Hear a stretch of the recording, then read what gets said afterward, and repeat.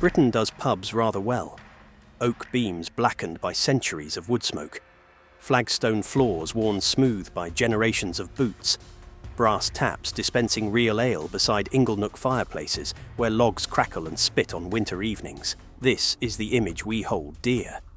The village local as the heart of community life. But beneath some of these establishments lie cellars that held more than barrels of ale. I have spent months going through county archives and court records, archaeological surveys and local testimonies, tunnels where revenue men were murdered and bricked behind walls, hidden rooms where contraband worth fortunes was stacked, while customs officers searched in vain overhead. These are 15 pubs where the cellars hold secrets the tourist brochures prefer not to mention. The Mermaid Inn sits in Rye on the East Sussex coast, a Grade II listed building with cellars that survive from 1156. The current structure dates from 1420. Walk through its door today and you enter rooms where armed smugglers once sat in open defiance of every law in the land. During the 1730s and 1740s, this inn served as a stronghold for the Hawkhurst Gang. These were not petty criminals sneaking a few bottles past customs. This was organised crime on an industrial scale. The gang controlled smuggling operations across Kent and Sussex. They maintained networks of informants. They corrupted officials. They eliminated anyone who threatened their business. A contemporary resident of Rye left an account that still chills. He remembered seeing the gang seated at the windows of this house, carousing and smoking their pipes, their loaded pistols lying on the table before them. No magistrate daring to interfere. Consider what that means. Armed criminals drinking in plain sight, weapons displayed openly, the forces of law too frightened to act. This was Kent, one of the most prosperous counties in England. Yet the Hawkhurst Gang operated with impunity. Secret tunnels run from the cellars, including one that connected to the Old Bell Inn on a parallel street. At the end of that tunnel sat a revolving cupboard. When revenue men came through the front door of the Mermaid, the gang simply vanished through the tunnel and emerged from a cupboard in a different building entirely. The violence that surrounded this trade left its mark. Local legend speaks of a maid who worked at the inn, and she was the girlfriend of one of the gang members. Her fellow smugglers feared she knew too much. They killed her.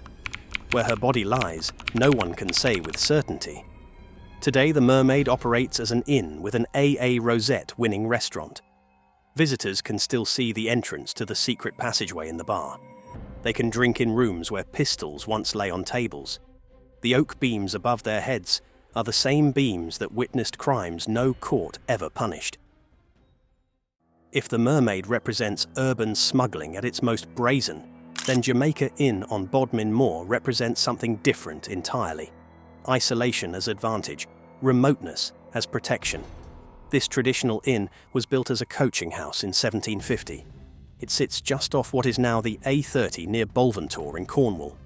The landscape surrounding it offers mile upon mile of wild moorland, rocky outcrops, hidden valleys, paths that only locals knew. Cornwall was aptly described as the haven of smugglers. The county offered rocky coves and sheltered bays, wild and untenanted landscapes where a man could disappear. Jamaica Inn became a stopping point for smugglers who used approximately 100 secret routes across the moor.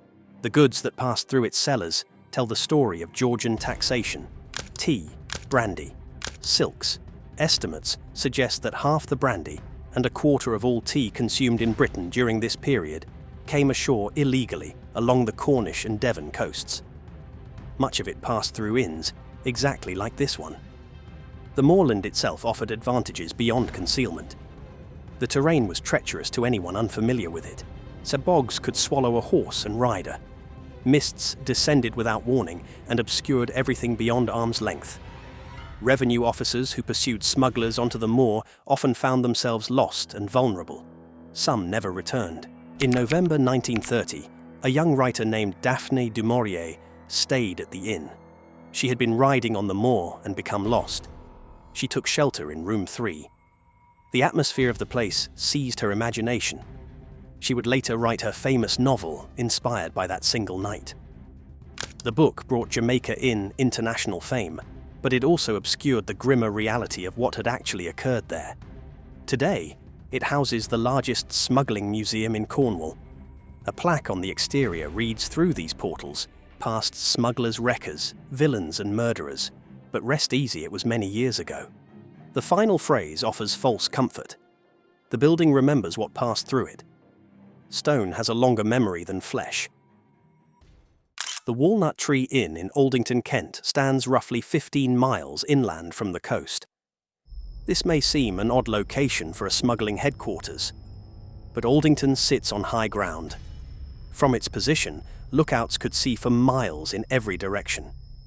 Revenue officers approaching from any direction would be spotted long before they arrived.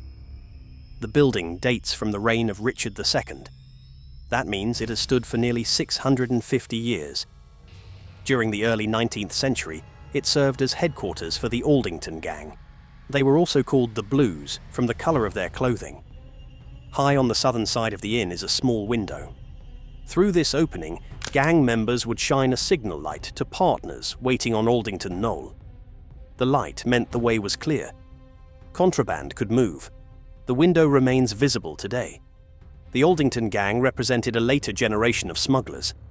By the early 19th century, the authorities had learned from their failures against groups like the Hawkhurst Gang.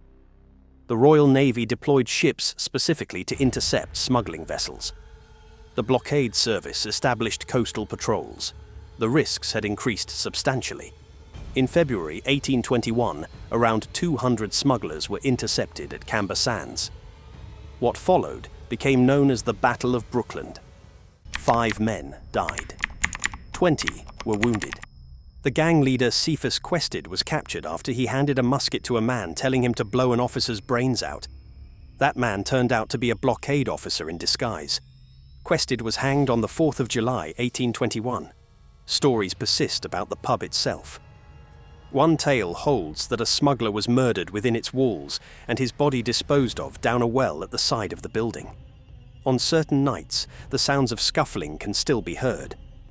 The noise of something heavy being dragged outside. The Walnut Tree continues serving ale to Aldington's inhabitants today. Descendants of gang members have visited the pub and signed a book kept for relatives of the old smugglers.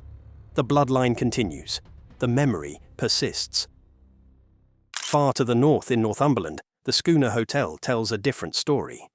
This was smuggling in a port town, a place where the trade operated not through remote moors but through busy wharves. The building began as a coaching inn in the 1600s. It stands in Alnmouth, which was once a significant port on the northeast coast. Underground tunnels led from its cellar directly to the harbour. Goods could be unloaded from ships and moved into the pub without ever appearing on the open street. The northeast coast had its own smuggling traditions distinct from those of the Channel ports. The goods were sometimes different. Coal was smuggled out to avoid export duties. Salt was smuggled in. But the basic economics remained the same. Where taxation created artificial price differences, smugglers found profit. John Wesley, the founder of the Methodist Church, visited Alnmouth during his evangelical travels. His verdict on the town was damning. He called it a small seaport, famous for its wickedness. Everything from gun running to human trafficking is believed to have passed through those tunnels. The violence associated with the schooner defies easy description. According to stories told at the hotel, an entire family was slaughtered by smugglers as they slept. Staff and guests report hearing children crying in anguish. A woman screaming and begging to be spared. Room 28 carries particular notoriety. It is said to be the setting of a mass murder 3 centuries ago. A French family named De Vere was killed by a man seeking their belongings. Strange occurrences have been reported in that room as recently as 2020. The schooner has hosted notable guests over the centuries. Charles Dickens stayed here. So did King George III. They slept in rooms where blood had been spilled. The Bell Inn in Hythe, Kent, is reckoned to be the oldest pub in that town.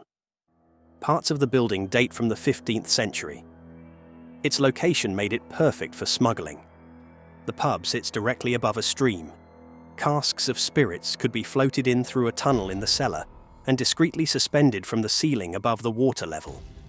The use of water for concealment was common among smugglers. Barrels weighted to float just below the surface could be towed behind legitimate fishing boats. If a revenue cutter approached, the line was cut, and the contraband sank to be retrieved later. Some smugglers used hollow mooring posts that could hold bottles of spirits. Others concealed goods in specially constructed compartments beneath the waterline of their vessels. The chimney stack at the Bell Inn served as a lookout point. Footholds were cut into the brickwork, allowing a man to climb inside the chimney and peer out from a concealed vantage point. Those footholds remain visible today. Between two back-to-back inglenook fireplaces, gaps were constructed. Goods could be moved between rooms without using the corridors. In 1963, a builder was carrying out renovation work at the Bell Inn. What he discovered behind one of the fireplaces has become part of local legend. Bricked up in the wall were the bodies of two 18th century revenue officers. Their uniforms were remarkably well preserved. They had been walled in alive or shortly after death. For over 200 years they had remained hidden.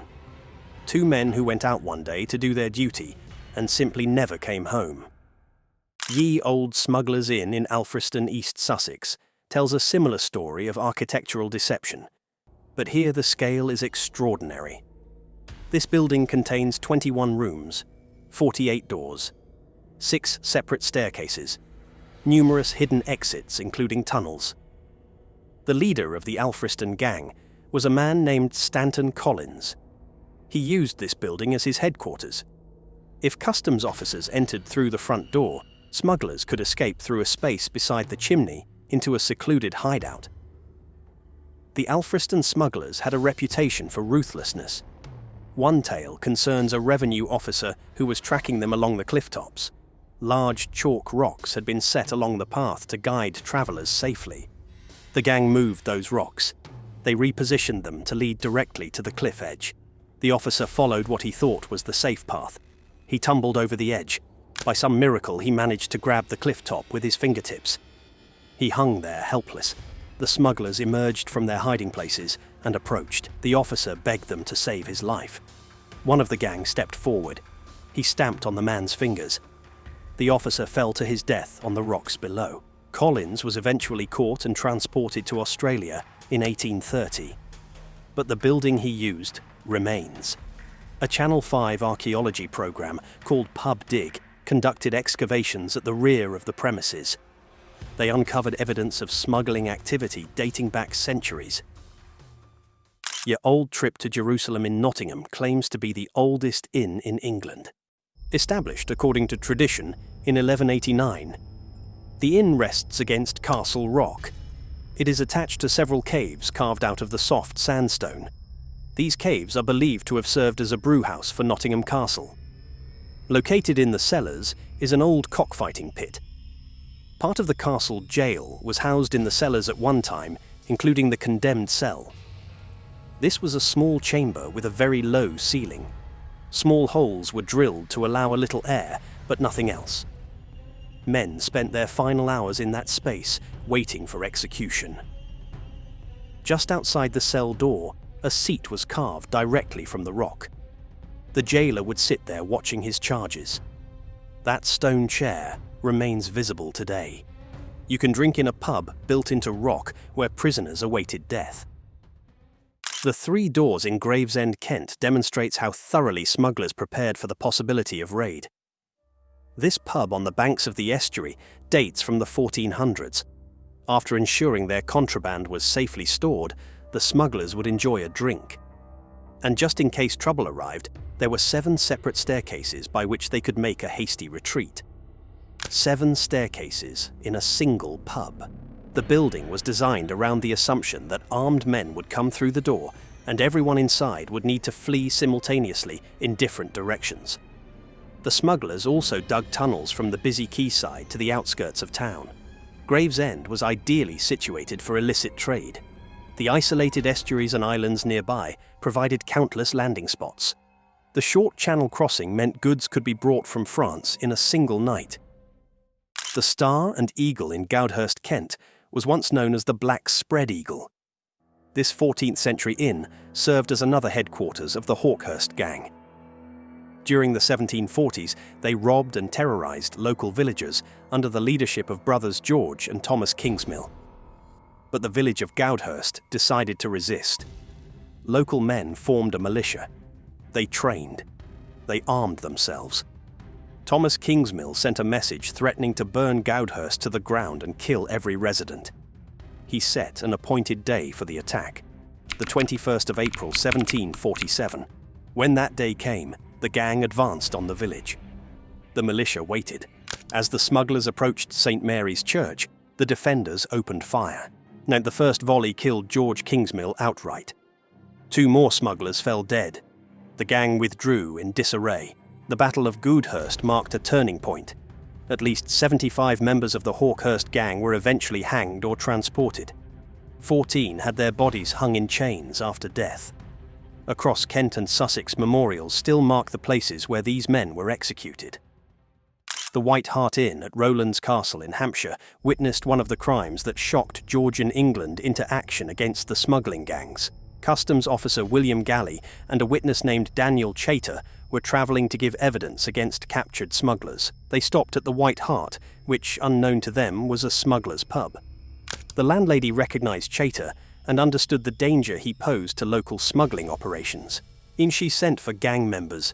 What followed was torture and murder of extraordinary cruelty. Both men were beaten and tied to a horse. During the journey, they were severely whipped. Galley lost consciousness repeatedly. Each time he slumped forward, the smugglers beat him until he revived. The gang buried Customs Officer Galley alive in a fox earth. Some accounts suggest he was still breathing when the soil covered his face. They kept Chater chained for several days while they decided what to do with him. Then they slashed his face with a knife, gouging out his eyes. They threw him down a well. He did not die immediately. The smugglers dropped stones and rocks until the sounds from below finally stopped. When news of these murders emerged, the nation was horrified. The Duke of Richmond offered substantial rewards for information. On Broyle Road in Chichester, there stands a weather-beaten stone known as the Smugglers' Stone. It was erected in 1749 to mark the place where 6 of the murderers were executed. The Skirrid Mountain Inn in Abergavenny, Wales, claims to be the oldest pub in Wales. The inn served as a courthouse for years. Then Judge George Jeffreys arrived. He became known as Hanging Jeffreys.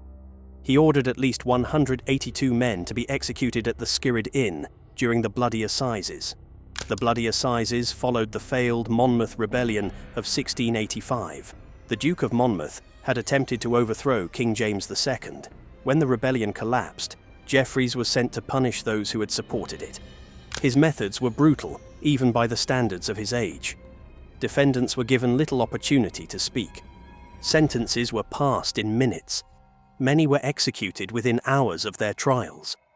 The executions were carried out inside the building using a large oak beam that still runs across one of the main rooms.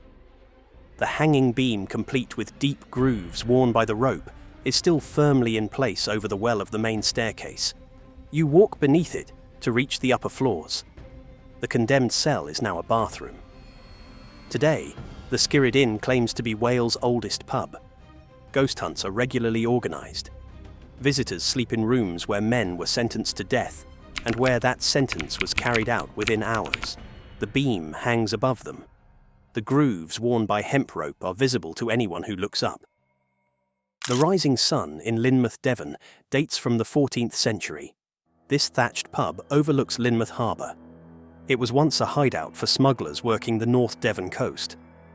The writer R.D. Blackmore is said to have composed chapters of Lorna Doone in one of the rooms. The poet Percy Bysshe Shelley honeymooned in the pub's cottage in 1812. Romance and danger occupied the same spaces. The Rising Sun won Best Destination Pub in Devon at the Muddy Awards in 2024. Visitors can stay where poets wrote and smugglers hid. The Jolly Sailor in Looe, Cornwall was established in 1516. Over 500 years of continuous operation. The building was constructed next to a small dock. Boats could moor alongside the building itself. Goods could be unloaded directly into the pub without ever touching the open quayside. The main beam in the Jolly Sailor was taken from HMS Indefatigable. This ship fought at the Battle of Trafalgar in 1805. Other beams are said to come from a Spanish Armada vessel shipwrecked off Loo Island in 1588. One story captures the wit of those who worked here. Excisemen launched a surprise raid on the pub. What they found was the landlady sitting atop a collection of barrels. Her petticoats covered them completely. She sat there knitting with absolute calm while the officers searched every corner. They found nothing. The Bonnie Cravat in Woodchurch, Kent has a name that requires explanation. No other pub in Britain shares it. One theory connects it to smugglers who traded with French sailors from a boat called La Bonne Curvette. Another theory is darker. A cravat can mean a hangman's noose. The pub may have been named because it overlooked the local gallows. The cellar holds tunnels, including one leading to the church opposite. This passage is believed to date from the Reformation, when Catholic priests were hidden from Henry VIII's forces. The infrastructure of one era's persecution became the infrastructure of another era's crime. We end where the smuggling trade itself eventually ended. Not with a dramatic final battle, but with economics. Parliament reduced the taxes that had made smuggling profitable. The tunnels were filled in. The cellars found new uses. The ship in Herne Bay, Kent, served as a temporary mortuary. When confrontations between smugglers and revenue men produced casualties, the bodies were brought here. Midshipman Sydenham Snow was wounded in one such confrontation. He died of his injuries there. The smugglers escaped into the darkness. For nearly 150 years, smuggling formed an essential part of the coastal economy. According to some estimates, 80% of all tea consumed in England during the smuggling era had no duty paid on it. This was not a niche criminal enterprise. This was how ordinary people obtained ordinary goods. The scale of participation extended far beyond the men who crewed the boats and carried the goods. Farmers rented their barns for storage. Blacksmiths made specially designed hooks for suspending contraband in wells and chimneys. Women sewed hidden pockets into clothing. Children served as lookouts. Clergymen allowed their churchyards to be used as hiding places. Entire villages operated as distribution networks. These pubs represent something uncomfortable about British history. We romanticize the smugglers. We give them colourful names and tell their stories to tourists. But the reality was different. Men died in these cellars. Bodies were bricked into walls. Witnesses were tortured and murdered. Revenue officers simply disappeared, and their families never learned what happened to them. The physical evidence survives. The beams in the Skirrid Inn still bear the rope grooves from hangings. The tunnel entrance at the Mermaid remains visible behind the bar. The footholds in the chimney at the Bell Inn can still be counted. 15 pubs, centuries of crime, and the uncomfortable truth that smuggling was not the romantic adventure of popular imagination, but an industry built on violence and corruption and the complicity of entire communities.